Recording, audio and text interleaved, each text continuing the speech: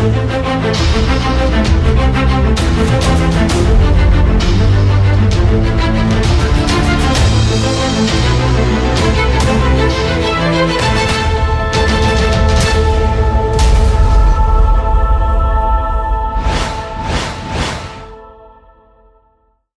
గ్రంథము మొదటి అధ్యాయము 21వ వచనంలో 3 విషయాలున్నాయి. ఒకటి ఏమిటంటే తల్లి గర్భములో నుండి దిగంబరిగా రావటం, దిగంబరిగా మళ్ళీ తిరిగి అక్కడికి వెళ్ళటం, అది మొట్టమొదటి విషయం. రెండవది యెహోవా ఇవ్వడము, మళ్ళీ యెహోవా తీసుకొని పోవటం, అది రెండవ విషయం. మూడవది ఏంటంటే యెహోవా నామమునకు స్తుతి కలుగునుగాక, ఇది మూడవ విషయం. ఈరోజు మనం ధ్యానం చేయబోయే విషయం ఏంటంటే రెండవ విషయాన్ని ధ్యానం చేస్తున్నాం. అదేంటంటే యెహోవా ఇవ్వడము, యెహోవా తీసుకొని పోవటం అనే విషయాన్ని మనము ధ్యానం చేస్తున్నాం. ప్రేమైన దేవుని బిడ్డలారా, ఈ మాట పలికినటువంటి వాడు సాధారణ భక్తుడు కాదు. ఈ మాట పలికినటువంటి భక్తుడు అసాధారణమైనటువంటి భక్తుడు. ఆధ్యాత్మిక జీవితంలో, భక్తి జీవితంలో ఒక ఉన్నత స్థితి కలిగినటువంటి వాడు. ఆధ్యాత్మిక జీవితంలో ఒక పరిపక్వత దశ స్థితి కలిగినటువంటి వాడు, బాగా దేవుని గూర్చి తెలుసుకొని ఎదిగినటువంటి వాడు యోబు అనేటువంటి భక్తుడు పలుకుతూ ఉన్నాడు ఈ మాట. ప్రియ దేవుని బిడ్డలారా, ఈ మాట ఎప్పుడు పలికాడు యోబు భక్తుడు అంటే, ఒకే రోజు తనకున్న విస్తారమైన ఆస్తి అంతా నాశనమైనప్పుడు, ఒకటే రోజు, ఏ రోజైతే నా ఆస్తి అంతా పోయిందో అదే రోజు తన కన్న బిడ్డలు కూడా నాశనమైపోయారు, చనిపోయారు. అప్పుడు ఈ భక్తుడు ఈ శ్రేష్టమైనటువంటి ఆధ్యాత్మిక ఉన్నత పరిపక్వ స్థితిలో ఉన్నప్పుడు పలికే మాట పలికాడు. ప్రేమైన దేవుని బిడ్డలారా, అప్పుడే పుట్టినటువంటి వారి నోటిలో నుండి వాడికి ఈ అనుభవాలు కలిగితే ఈ మాట రాదు. ఏ మాట? యెహోవా ఇచ్చెను, యెహోవా తీసుకొని పోయెను అనే మాట రాదు. అతని నోట్లో నుంచి వచ్చే మాట ఏంటంటే, దేవుడు అన్యాయం చేశాడు నాకు అనే మాట వస్తుంది. అలాగే ఇంకాస్త ఎదిగినటువంటి వాడు, మధ్యస్థితిలో ఉన్నటువంటి వాడు, ఆధ్యాత్మిక ఎదుగుదలలో భక్తి జీవితంలో మధ్యస్థితిలో ఉన్నటువంటి వాడు, అతను కూడా పలికే మాట ఇది కాదు. అతను ఈ మాట పలకలేడు. అంత సులభం కాదు ఈ మాట పలకాలంటే. ఇది ఏదో నోటితో పెదాలతో పలికేటువంటి మాట కాదు, ఇది హృదయములో నుంచి వచ్చేటువంటి మాట. యెహోవా ఇచ్చెను, యెహోవా తీసుకొని పోయెను అనేటువంటి మాట. మధ్యస్థ స్థితిలో ఉన్నటువంటి క్రైస్తవుడు కూడా ఈ మాట పలుకుతాడంటే అది అసంభవమే, అసాధ్యమే అని నేను చెప్తాను. ఎందుకంటే మధ్యస్థ స్థితిలో ఉన్నటువంటి వాడు కాస్త భూ సంబంధంగా ఉంటాడు, కాస్త పర సంబంధంగా కూడా ఉంటాడు. కాబట్టి భూ సంబంధమైనటువంటి మనస్సు ఏం కొంచెం ఉన్నా సరే అతని నోట యెహోవా ఇచ్చెను, యెహోవా తీసుకొని పోయిననే మాట రాదు.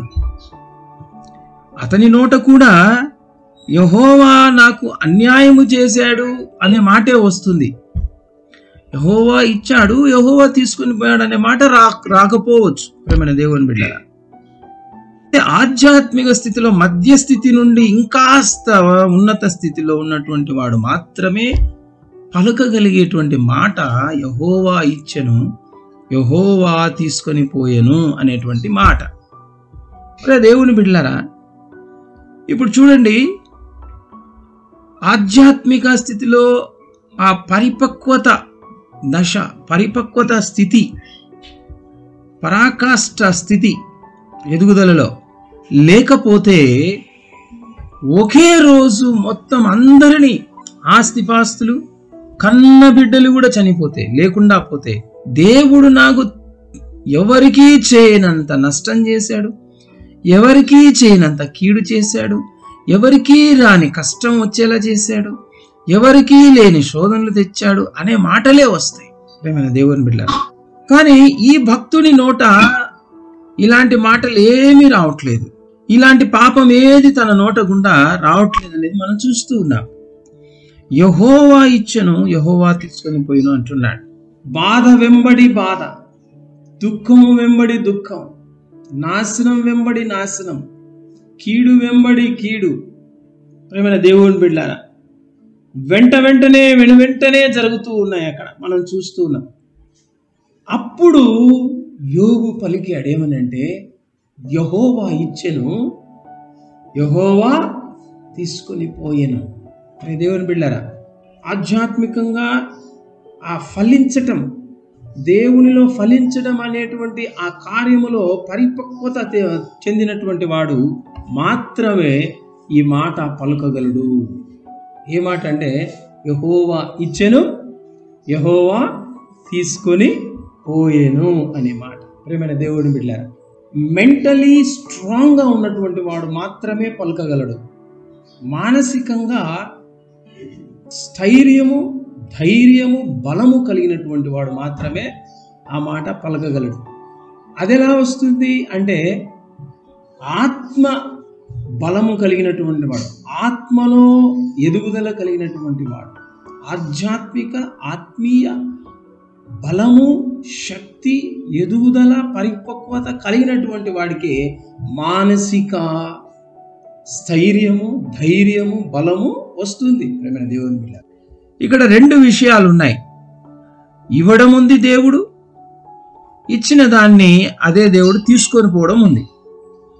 దేవుని బిడ్డరా, యెహోవా ఇచ్చెను అనే మాట హృదయములో నుంచి రావడమే కష్టం. యెహోవా తీసుకొని పోయెను అనే మాట రావడం ఇంకా కష్టం.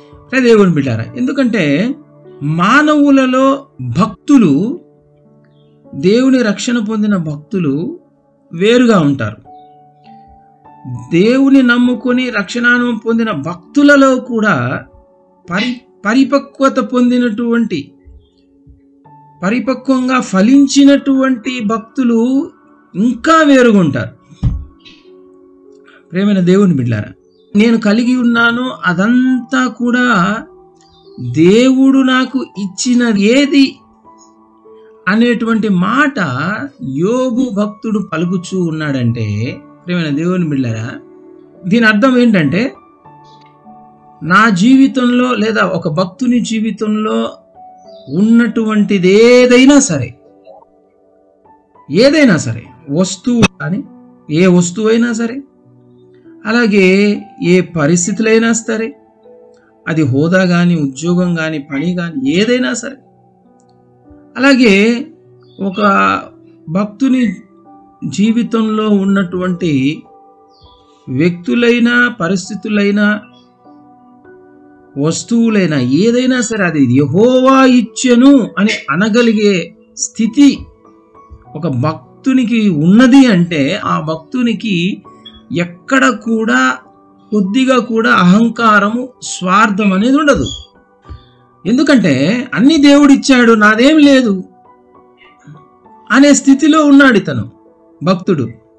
దేవుని బిడ్డలారా, ఒకసారి మనం ఆ స్థితికి వచ్చామంటే, దేవుణ్ణి స్తుతించకుండా, దేవుణ్ణి జ్ఞాపకం చేసుకోకుండా, దేవుని కృపలను మనము జ్ఞాపకం చేసుకోకుండా, దేవుని కృపలను బట్టి, దేవుని కార్యములను బట్టి దేవుణ్ణి సన్నుతించకుండా, స్తుతించకుండా, పొగడకుండా ఉండలేడు. దేవుని బిడ్డలారా, ఎప్పుడైతే ఫలానాది నా ద్వారా వచ్చింది, నా సొంత శక్తి ద్వారా వచ్చింది, నా జ్ఞానం ద్వారా వచ్చింది, నా ప్రార్థన ద్వారా వచ్చింది, లేదా నాది ఉద్యోగం ద్వారా వచ్చింది, నా బలగం ద్వారా వచ్చింది అని ఎప్పుడైతే మనము చెప్తామో, అప్పుడు ఆ భక్తుని నోట నుండి దేవుని మహిమపరిచేటువంటి స్థుతి కానీ, దేవుణ్ణి ఘనపరిచేటువంటి స్థితి కానీ ఉండదు, రాదు. రే దేవుని బిడ్డలారా, యెహోవా ఇచ్చెను అంటున్నాడు. ఏమిచ్చాడు? ఏదైనా సరే అదంతా దేవుడే ఇచ్చాడు అనేటువంటి స్థితిలోనికి మనందరం రావాలి. రే దేవుని బిడ్డలారా, కొంచెమన్నా సరే మనము ఏం చేస్తామంటే ఇది నా ద్వారా వచ్చింది అని చెప్పుకోవడానికి ఇష్టపడతాం. ఇది నేను, లేదా నా కొడుకు, లేదా నా కూతురు, లేదా నా వారు, లేదా నా బలగం, లేదా నా ధనం, లేదా నా పలుకుబడి, లేదా నా ద్వారా అని చెప్పుకోవడానికి మనం ఇష్టపడతాం. రే దేవుని బిడ్డలారా, కానీ యోబు భక్తుడు ఇక్కడ ఏమిటంటే యెహోవా ఇచ్చెను అంటున్నాడు. రే దేవుని బిడ్డలారా, తన దగ్గరున్న ఎద్దులు కానీ, గాడిదలు కానీ, గొర్రెలు కానీ, ఒంటెలు కానీ, దేవుని బిడ్డలారా, కుమారులు కానీ, కుమార్తెలు కానీ అన్నీ కూడా యెహోవా ఇచ్చినవే అని ఆయన అంటున్నాడు. దేవుని బిడ్డలారా, అదేదో నోటితో పలికే మాట కాదు, అది తన హృదయములో అంగీకరించి, తన హృదయములో పూర్తిగా దేవునితో నింపబడినటువంటి వాడు పలికేటువంటి మాట. అది దేవుని మీదనే ఆధారపడి, దేవుడే నాకు సమస్తము ఆధారము, ఆయన లేకుండా ఏది కలగదు అని తెలుసుకొని, ఆయనను తప్ప ఇంకా నాకు ఇంకేమీ అవసరం లేదు అనే విధంగా ఎవరైతే జీవిస్తుంటారో వారు మాత్రమే పలికే మాట అది. దేవుని బిడ్డలారా, యెహోవా ఇచ్చెను అనేటువంటి మాట. దేవుడు ఇస్తాడని, దేవుడు ఇచ్చే దేవుడు. దేవుని బిడ్డలారా, అయితే మనం మామూలుగా ఏం చేస్తామంటే మర్చిపోతుంటాం. ఇది దేవుడు ఇచ్చాడు అనేది మర్చిపోయి, ఇది ఫలానా నా ద్వారా వచ్చింది, ఫలానా వాళ్ళ ద్వారా వచ్చింది అని మనం అనుకుంటూ ఉంటాం. దేవుని బిడ్డలారా, అనుకుని మనం గర్వపడుతుంటాం. యోబు భక్తునిలో గర్వమే ఉంటే యెహోవా ఇచ్చెననే మాట అనడు. దేవుని బిడ్డలారా, యోబు భక్తుడు తాను కలిగి ఉన్న దానిని బట్టి అతిశయించేటువంటి గుణమే ఉంటే యోబు భక్తునిలో యెహోవా ఇచ్చెను అనే మాట ఎలా వస్తుంది? రాదు, ఆ మాట పలకడు. దేవుని బిడ్డలారా, సో అందుకే అన్నాను, ఆధ్యాత్మిక స్థితిలో ఒక మధ్యస్థితి నుంచి ఇంకా ఉన్నతమైనటువంటి స్థితిలో ఎదుగుతూ ఉన్నటువంటి భక్తుడు పలికే మాట అది, యెహోవా ఇచ్చెను అనేటువంటి మాట.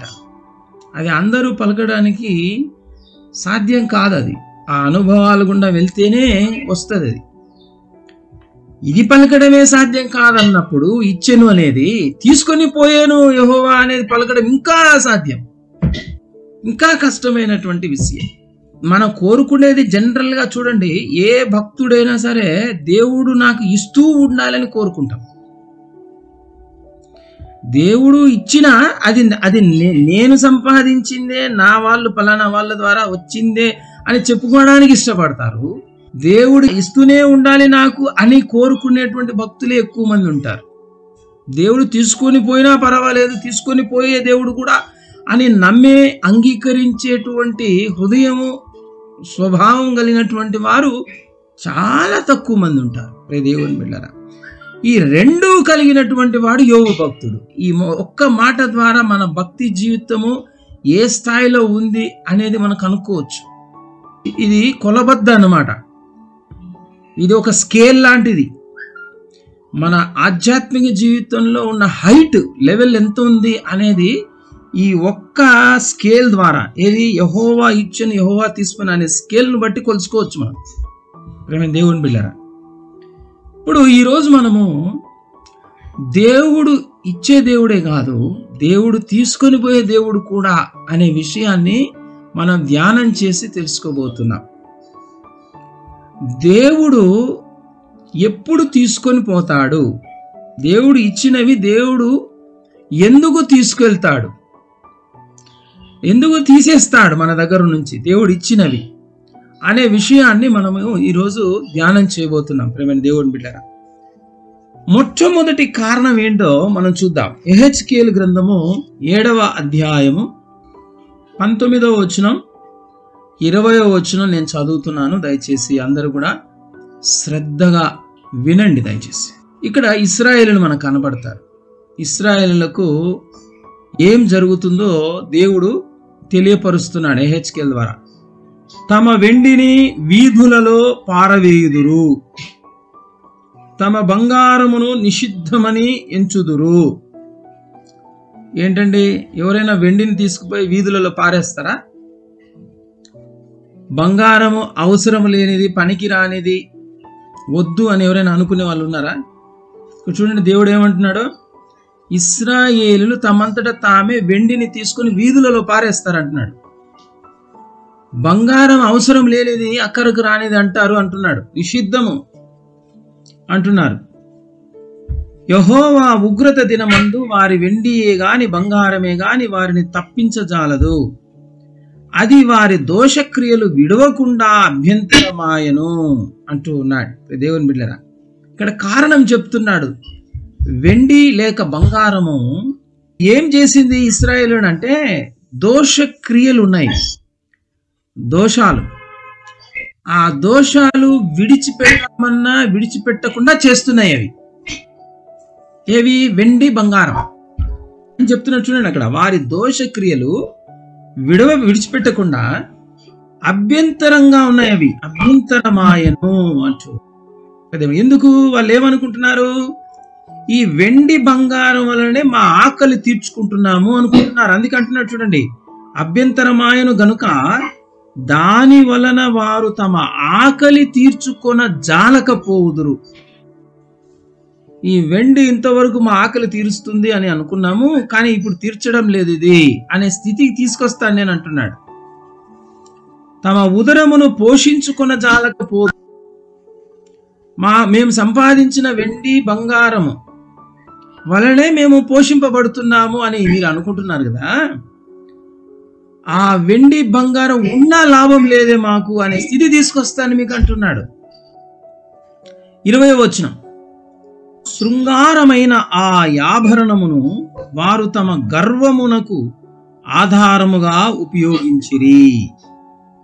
ఈ బంగారు వెండి ఆభరణాల వల్ల వాళ్ళకి ఏమొచ్చిందంట?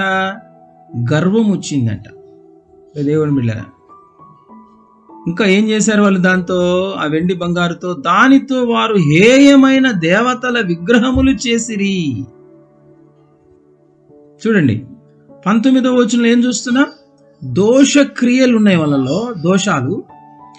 ఆ దోషక్రియలు విడవకుండా చేస్తున్నాయి ఈ బంగారు వెండి. ఆ పాపములోని, ఆ దోషములోనే బ్రతుకున్నట్లుగా చేస్తున్నాయి ఈ వెండి బంగారం. అందుకే దేవుడు తీసేస్తున్నాడు వారి దగ్గర నుంచి దాన్ని. వారే దాన్ని వీధులలో పారేసేటట్లు చేస్తున్నాడు. రెండవదిగా అహంకారం వస్తుంది. ఆ వెండి బంగారం ద్వారా వారికి గర్వం వచ్చేస్తా ఉంది. ఈ వెండి బంగారం మాకు ఆధారము, ఈ వెండి బంగారం మాకు కలిగి ఉన్న మాకు ఇంకా తిరుగులేదు, మా అంతటి వాడు లేడు, మిగతా వారందరూ కూడా తక్కువే మాకంటే అనేటువంటి గర్వం వచ్చేసింది వీరికి. అందుకే దేవుడు దాన్ని తీసేస్తున్నాడు. దేవుని బిడ్డలారా, మూడవది ఏంటంటే, వారికి ఉన్నటువంటి ఆ దేవుడిచ్చినటువంటి ఆ బంగారం వెండిని తీసుకొని పోయి విగ్రహములు తయారు చేయడానికి ఇస్తున్నారు. విగ్రహములను, దేవతల విగ్రహములు తయారు చేసి వాటిని పూజించడానికే మరి దేవుడు వారికి ఇచ్చిన ఆ వెండి, ఆ బంగారాన్ని ఉపయోగిస్తూ ఉన్నారు. అందుకే దేవుడు దానిని వారి యొద్ద నుండి తీసివేస్తున్నాడు. దేవుని బిడ్డలారా, వెండి బంగారము దేవుడే కదా ఇచ్చేది. వాళ్ళకి ఇచ్చింది ఇశ్రాయేలులకు దేవుడే. చూడండి, ఆ మాట ఉంటది హోషేయ 2వ అధ్యాయం 8వ వచనం చూడండి. దానికి ధాన్య, ద్రాక్ష రస తైలములను, విస్తారమైన వెండి బంగారములను ఇచ్చిన వాడను నేనే. ఎవరిచ్చారంట? ఇశ్రాయేలులకు దేవుడే ఇచ్చాడు. మరి ఇప్పుడు దేవుడే వాళ్ళ చేతులతో వాళ్ళే ఆ వెండి బంగారం వీధులలో పారవేసేటట్టు చేస్తున్నాడు. దేవుని బిడ్డలారా, ఎందుకు చేస్తున్నాడు అట్లా? దేవుడు ఇచ్చిన దేవుడు ఎందుకు తీసేస్తున్నాడు వారి దగ్గర నుంచి? ఇప్పుడు దేవుడు ఎందుకు తీసివేస్తాడు మనకిచ్చిన వాటిని అనేది ధ్యానం చేస్తున్నాం. యెహోవా ఇచ్చిన యెహోవా తీసుకొని పోయాడు. వెండి బంగారం ఇచ్చిన వాడును నేనే విచారింపక అంటున్నాడు. అది వాటిని బయలుదేవతకు ఉపయోగపరచును అన్నాడు హోషేయలో. అంటే దేవుడు ఇచ్చింటేనే నాకు ఇది వచ్చింది అనేటువంటిది లేకుండా పోయింది దేవుని బిడ్డలలో. అంటే ఇచ్చిన దేవుడు కాకుండా ఏమిచ్చాడో దాని మీద దృష్టి పెట్టి ఉన్నారనమాట. ఇచ్చిన దేవుణ్ణి మర్చిపోతున్నారు. దేవుడు ఏమిచ్చాడో దాని మీదనే దృష్టి ఉంది కదా, దేవుని మీద దృష్టి లేకుండా పోయింది. అందుకే దేవుడు దాన్ని తీసేస్తున్నాడు. దేవుని బిడ్డలారా, అది నెంబర్ 1 పాయింట్. నెంబర్ 2 ఏంటంటే హెచ్కేల్లో మనం చూసాం కదా. నెంబర్ 2 ఏంటంటే అహంకారం వచ్చేసింది. దేవుడు మనకి ఏదైనా ఎందుకు ఇస్తాడు? దేవుడు ఇచ్చిన దాన్ని బట్టి మనం దేవుణ్ణి మర్చిపోవడానికి ఇస్తాడా? ఈ లోకంలో మానవులు చాలా మంది దేవుడు ఇచ్చిన దాని మీదనే మనసు పెడుతున్నారు, దేవుని మీద పెట్టడం లేదు. ఇప్పుడు ఉదాహరణ, సూర్యుడిని దేవుడు ఇచ్చాడు. ఇచ్చిన దేవుడిని దేవుడు కాదు, దేవుడు ఏమి ఇచ్చినాడో అదే దేవుడు అని చెప్పి సూర్యుని ఆరాధిస్తున్నాడు.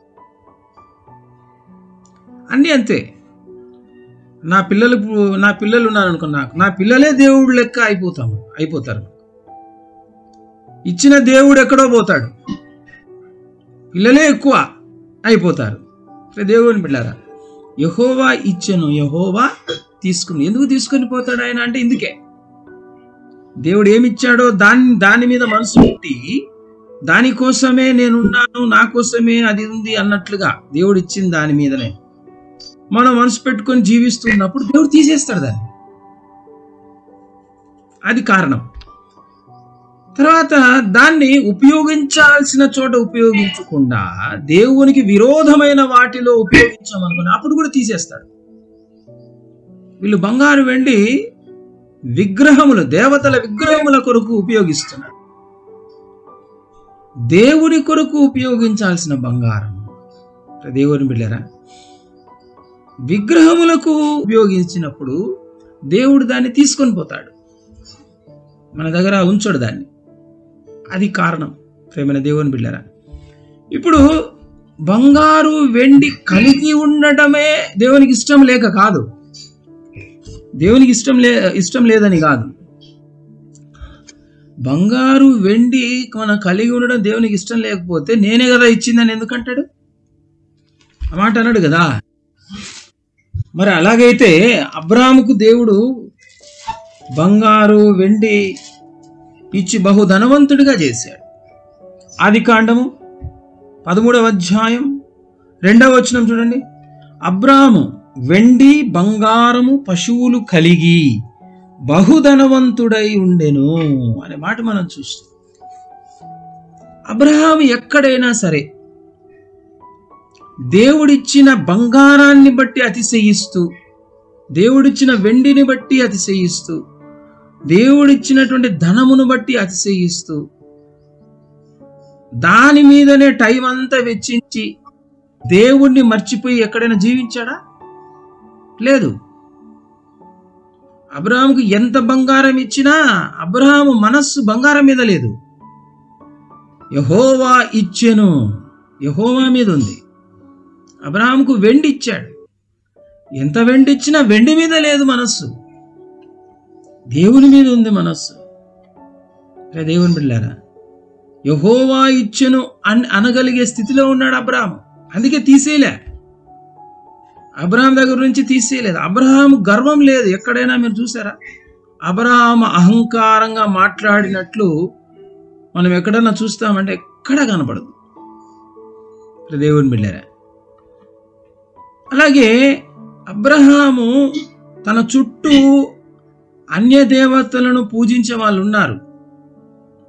పెద్ద పెద్ద రాజులతో అబ్రహాముకు పరిచయం.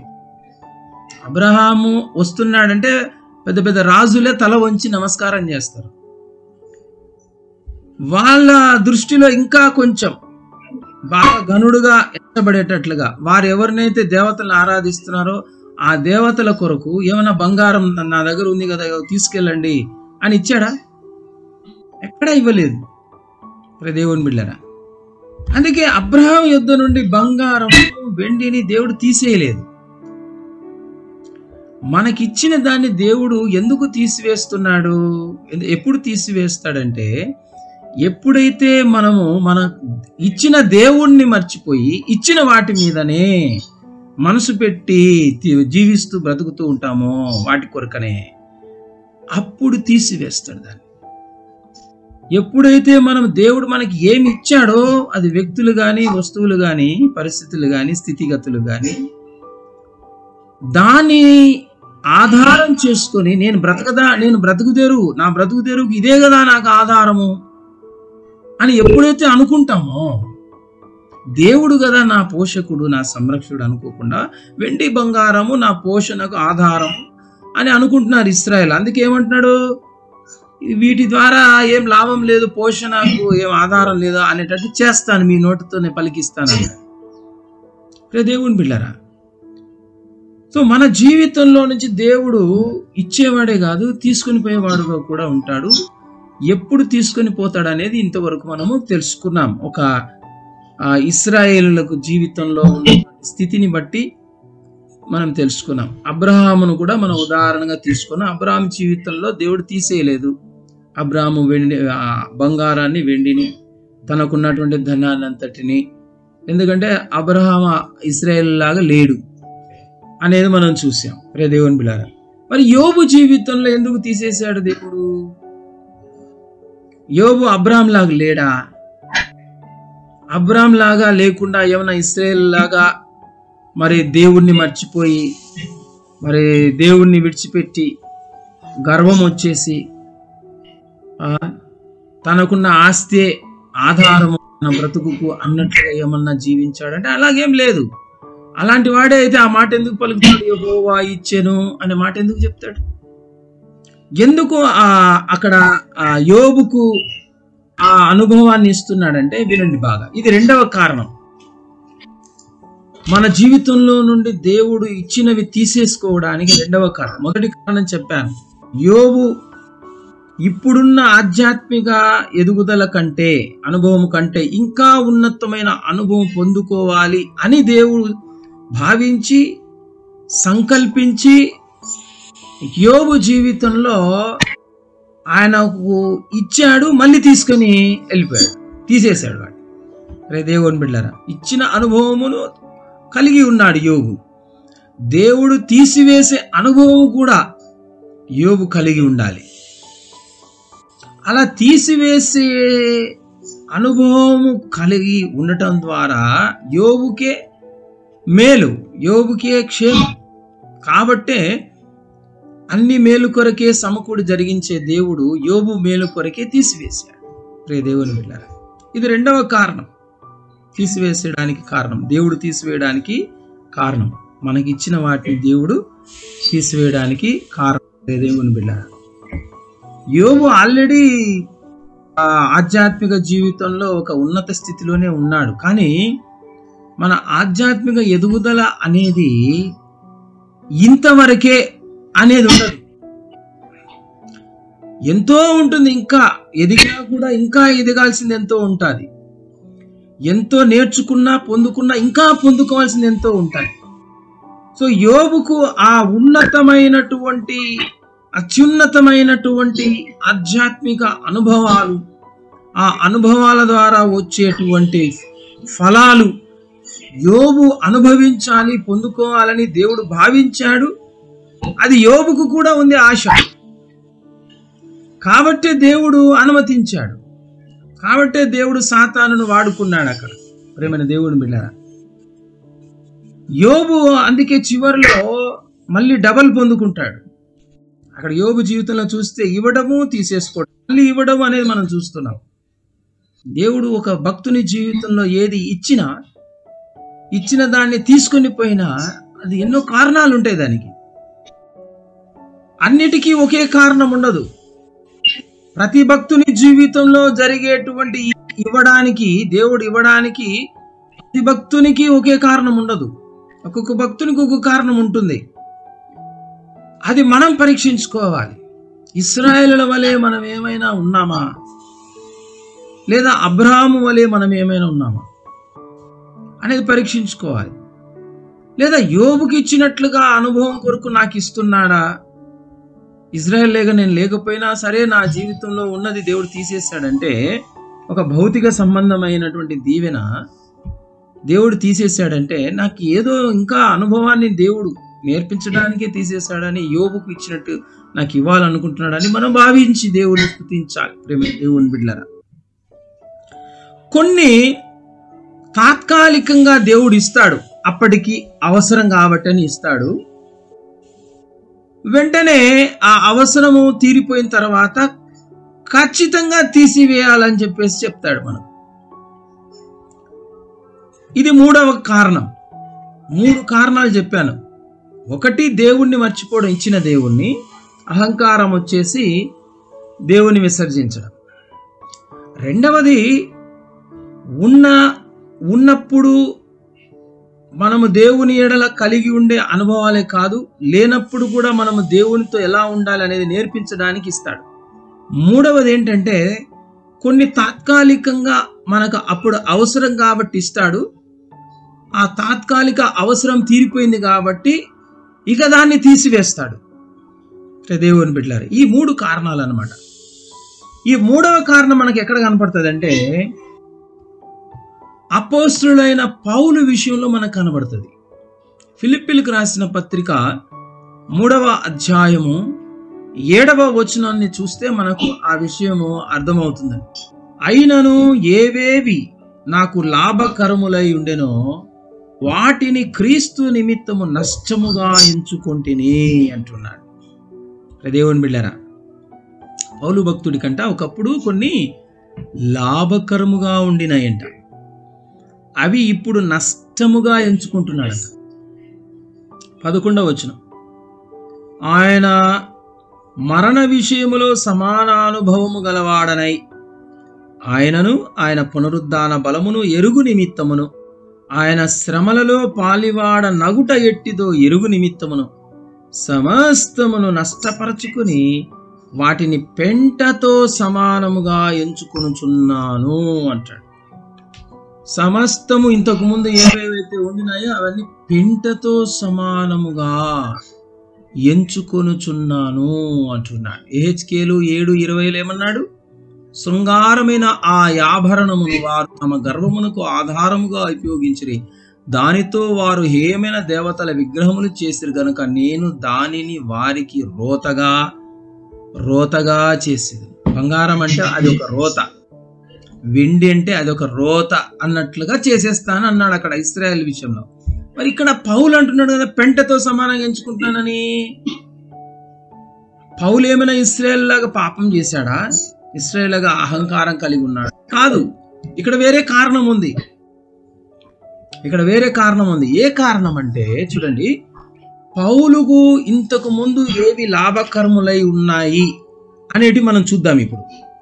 ఫిలిప్పీ పత్రిక 3వ అధ్యాయము 5వ వచనం 6వ వచనం మనం ధ్యానం చేద్దాం. ఇంతకుముందు ఏవేవి లాభంగా ఉన్నాయో అవి అక్కడ లిస్ట్ ఇస్తున్నాడు. 8వ దినమున సున్నతి పొంది తిని అంటున్నాడు. సున్నతి వల్ల లాభమే కానీ నష్టమేం లేదు కదా.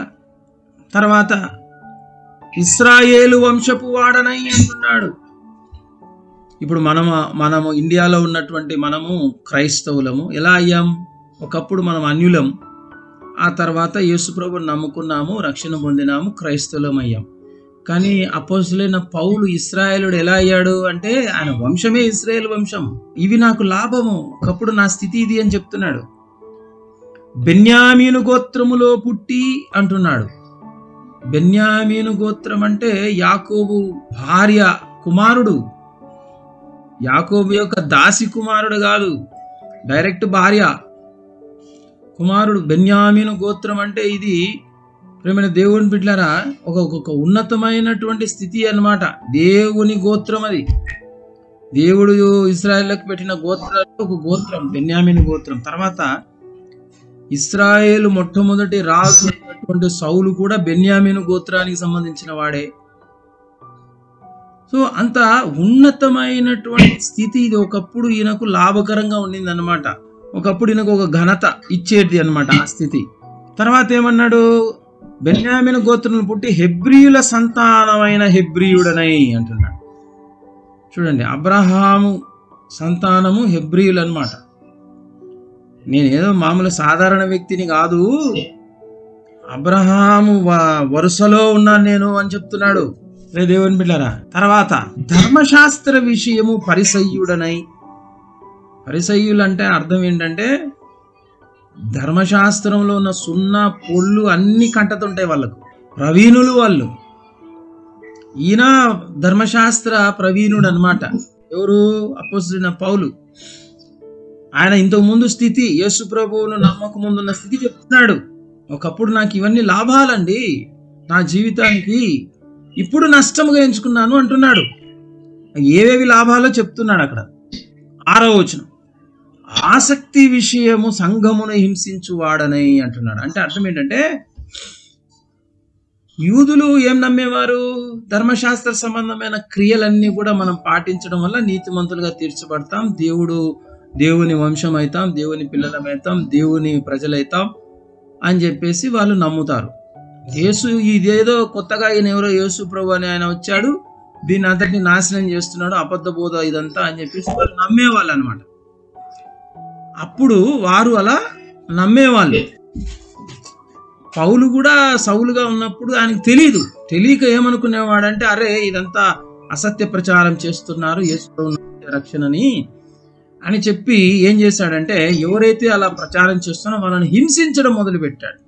అప్పుడు యూదులందరూ భాష మేమంటే ఊరికి ఏదో బాధపడ్డాము, ఏదో చెప్పుకునే వారం, చూడండి ఇట్లా అసత్య ప్రచారం చేస్తున్నారు, ధర్మశాస్త్రం అవసరం లేదని, యేసు ప్రభువే అవసరం అని, రక్తం అవసరమని, నువ్వైతే డైరెక్ట్ ఇక వారిని హింసిస్తున్నావు అంటే ఎంత ఆసక్తి కలిగిన వాడవు నువ్వు అని గొప్ప పేరు ఉండేదన్నమాట.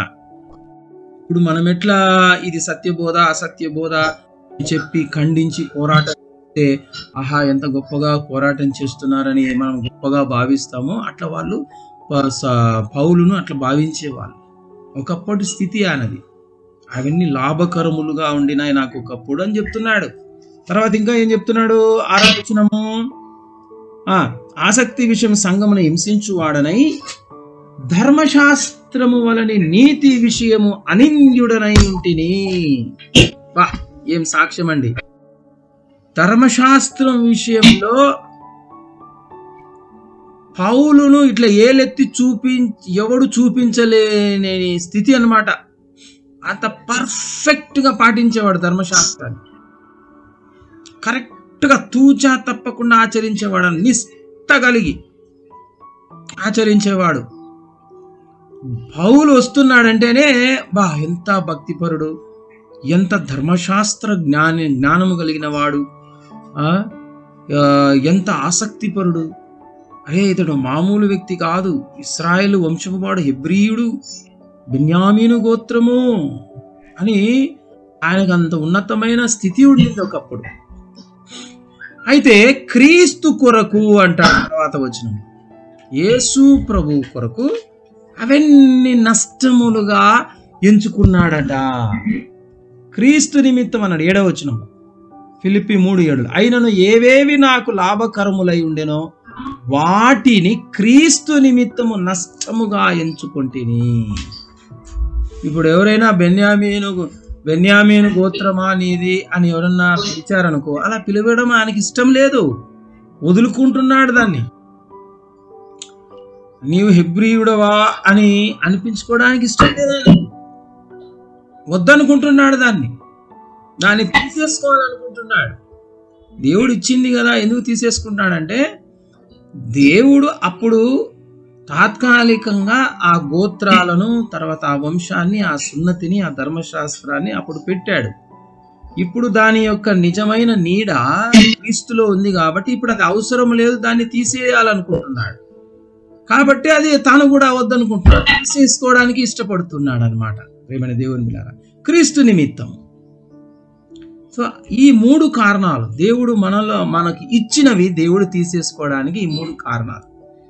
అప్పటికి అవసరం కాబట్టి ఇస్తాడు, అవసరం అయిపోయిన తర్వాత తీసేసేసుకోవాలనుకుంటున్నాను నేనని చెప్తాడు అని చెప్పి మన సమ్మతి, మన అంగీకారంతో తీసేస్తాడు మన జీవితంలో నుంచి. తర్వాత యోబులాగా మనకు ఇంకా ఉన్నతమైన స్థితి, దేవుడు ఉన్నప్పుడు ఎలా దేవుణ్ణి స్తుతించామో, లేనప్పుడు కూడా దేవుణ్ణి స్తుతించే ఆ అనుభవం మనం పొందుకోవాలని దేవుడు కొన్నిసార్లు మన దగ్గర ఉన్నవి తీసేస్తాడు, లేకుండా చేసేస్తాడు. దేవుని బిడ్డలారా, ఇక ఇంకో కారణం ఏంటి? ఏం చూసుకున్నాం మనమే దానికి కారణం. మనము ఇచ్చిన దాన్ని బట్టి అతిశయిస్తూ దాని మీదనే మన మైండ్ అంతా తిప్పుకుంటూ తిరుగుతూ దాని అందే ఆనందిస్తూ దాని అందే గర్వపడుతూ ఇశ్రాయేల్ లాగా మనం జీవిస్తున్నాం అనుకోని దాన్ని దుర్వినియోగపరుస్తూ దేవుని మహిమ కొరకు కాకుండా మరి సాతాను కొరకు వాడుతూ మనం జీవించామనుకోండి, తీసేస్తాడు అనమాట. దేవుని బిడ్డలారా, మనము ఎలా ఉన్నాం? ఇశ్రాయేలుల వరే మనం జీవిస్తూ ఉంటే మనం మార్చుకుందాం. లేకపోతే దేవుడు అవి తీయాలనుకోకున్నా సరే తీయాల్సి వస్తుంది. అవి మన దగ్గరే ఉండాలి, మనం సౌఖ్యంగా ఉండడానికి ఇచ్చినా మనం ఇశ్రాయేలుల వలె మనము కూడా ప్రవర్తిస్తే అవి తీసేయాల్సి వస్తాయి, తీసేసుకుంటాయి. ఇశ్రాయేలు లేక కాకుండా అబ్రహాము వలె మనం ఉన్నాం అనుకోండి, అప్పుడు మనకు తీసివేసుకోవడానికి కాకుండా ఉండడానికి ఇచ్చినవి మనతోనే ఉంటాయి చివరి వరకు. ఏమైనా దేవుని బిడ్డ, మనం అటు రీతిగా దేవుడు మనకిచ్చినవి మనం కాపాడుకుందాం. మన మైండ్ ఎలా ఉంది? దేవుడు ఇచ్చిన వాటి మీద ఉందా, దేవుని మీద ఉందా? ఇచ్చిన దేవుని మీద ఉందా? ఒకసారి పరీక్షించుకుందాం. ప్రేమైన దేవుని బిడ్డ, అబ్రహాం లాగా జీవిద్దాం, యోబులాగా జీవిస్తాం, అపోస్తలులైన పౌలు వలె మనము జీవిస్తాం. అవసరమైనప్పుడు దేవుడు ఇచ్చి అవి తాత్కాలికంగా, తర్వాత నేను తీసేసుకోవాలనుకుంటున్నాను, ఇవి నీకు ఉండడం వల్ల నష్టమే కానీ లాభం లేదు, ఇప్పుడు అవసరం లేదు అని ఒకవేళ తీసేస్తే దానికి మనము యెహోవా ఇచ్చెను, యెహోవా తీసుకొని పోయెను, దేవుడికి స్తుతి కలుగును గాక అని చెబుదాం. దేవుడి వాక్యాన్ని ఆశీర్వదించును గాక.